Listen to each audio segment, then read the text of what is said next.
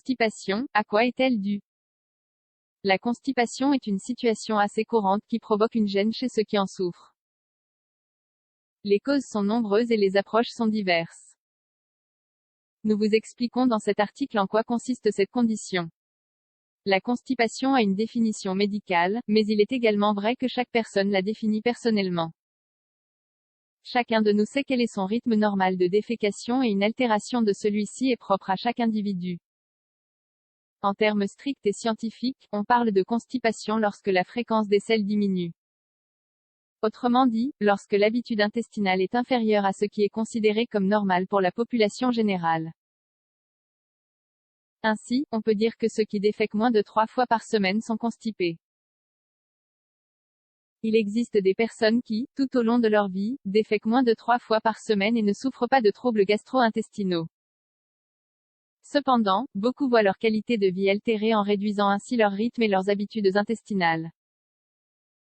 On estime que plus de 15% des adultes souffrent de constipation. C'est un nombre important, qui augmente avec l'âge. Pour les plus de 60 ans, on pourrait dire qu'un tiers de la population en souffre. La constipation, en fonction de sa durée dans le temps, peut prendre 2 formes. Aiguë, lorsque le rythme défécatoire diminue pour une cause spécifique généralement assez facilement soignable. Parfois, un changement d'alimentation ou un état de stress en est la cause. En peu de temps, la cause résolue, la personne revient à son rythme habituel. Chronique, c'est la constipation qui est subie pendant de longues périodes, parfois tout au long de la vie. Il peut s'agir d'une condition presque innée qui oblige la personne à prendre une série de mesures pour améliorer sa qualité de vie. Les symptômes de la constipation. S'il est clair que le signe par excellence est l'absence d'une bonne fréquence de défécation, les individus constipés peuvent accompagner cette faible fréquence de défécation avec grands efforts de défécation. Il n'est pas facile pour eux d'évacuer et ils utilisent excessivement leurs muscles pour y parvenir, entraînant une fatigue considérable. Sensation d'obstruction, la personne constipée a la sensation d'avoir une obstruction dans l'intestin qui ne permet pas aux selles d'avancer. Selles dures, ayant moins de fréquence, les matières fécales s'accumulent pendant de longues périodes dans l'intestin, durcissant en raison de la déshydratation. Cela s'ajoute à la difficulté de l'acte de défécation, augmentant l'inconfort. Vidange incomplète, une fois la défécation terminée, la personne constipée se retrouve avec le sentiment de ne pas avoir pu tout expulser. En général, cette sensation est réelle, et même si vous êtes allé à la selle, vous n'avez peut-être pas complètement évacué l'accumulation de sel de votre intestin. Cause de la constipation. Les causes d'une constipation sont diverses. Nous vous en présentons quelques-unes. Régime alimentaire, probablement la principale cause de constipation aiguë et chronique. Une alimentation qui n'est pas riche en fibres ralentit le transit intestinal provoquant la constipation.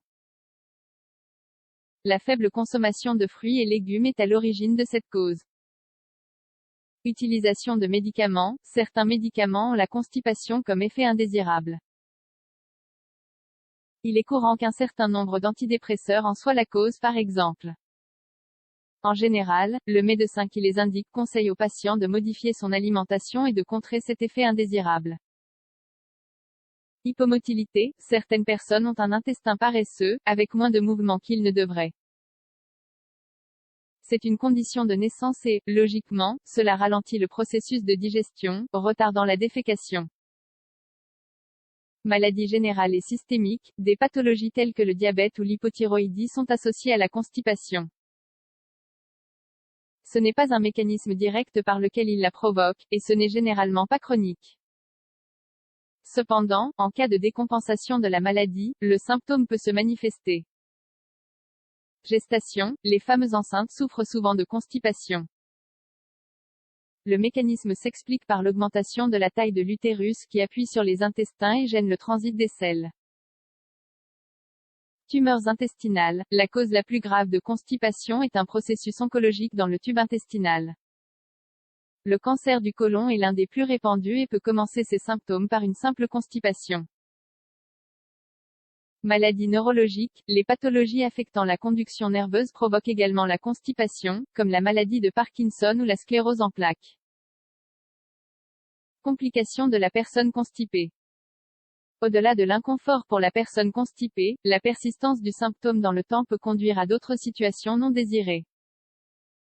Les complications les plus courantes de la constipation sont hémorroïdes. Lorsqu'elles doivent faire des efforts excessifs pour déféquer, les veines du rectum et de l'anus augmentent leur pression. Cela les dilate en hémorroïdes, qui peuvent être douloureuses et saigner. Fissures anales. Lors de la défécation de selles dures, leur passage à travers l'anus génère des blessures, y compris la rupture de l'anneau cutané dans cette zone.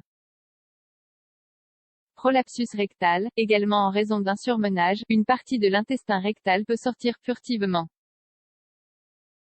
C'est ce qu'on appelle le prolapsus et il favorise les infections de la région anale en exposant une muqueuse à l'environnement.